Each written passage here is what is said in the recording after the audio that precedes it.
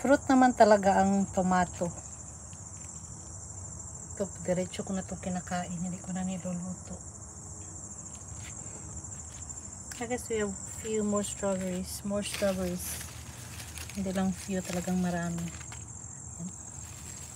Namumulaklak pa din siya. So meaning, may paparating pa. Ayan, merong isa. Kunin ko ito mamaya. Ayan, madami pang bunga.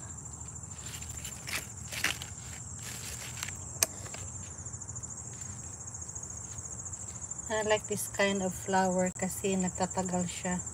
Ang tagal niyang matulog. Abot pa yan siya ng fall. Kahit winter pa. One flower would last months. Ito ay Echinacea. Echinacea yata to. Tapos ito ay Black-Eyed Susan or may iba pa siyang term. Yan. Black-Eyed Susan. Para siyang maitim na mata. Ito naman siya ay herbal. Ginagamit yata ito ng Ricola candies. Meron na naman akong ma-harvest na sili. Ang dami kong na-harvest sa tanim na to. Lagi mo lang siyang i-trim yung mga dahon. Ang dami pa din yung mga babies. Ang daming bulaklak. Yan. Madami pang bunga.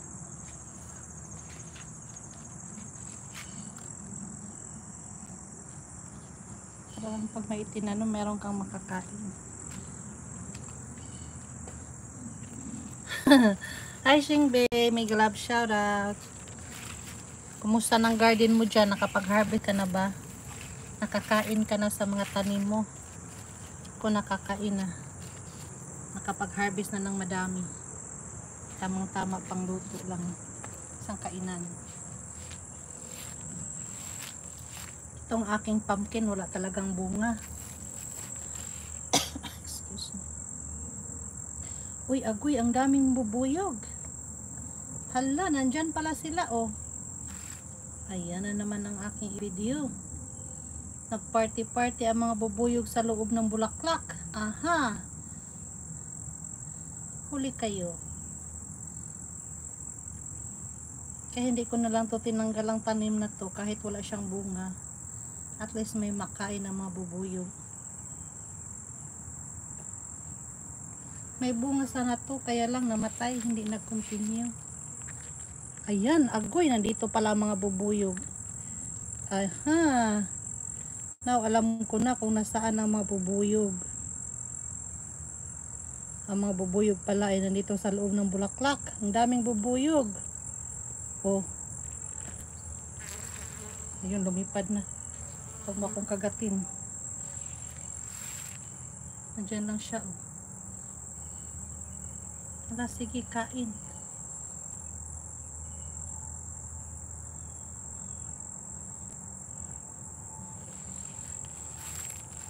Huwag natin istorbohin ang bubuyog na galit.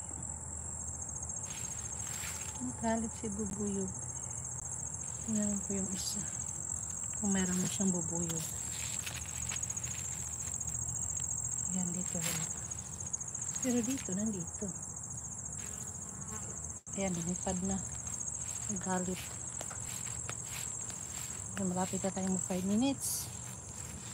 Ay, malaki na ang talong. Ito yung giant talong. Natatag pa $5 ang isa. Sili pa din. More sili.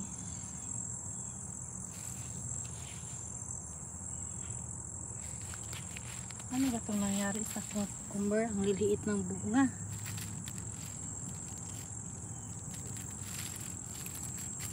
Parang naging dwarf cucumber tuloy. Ano naman ito?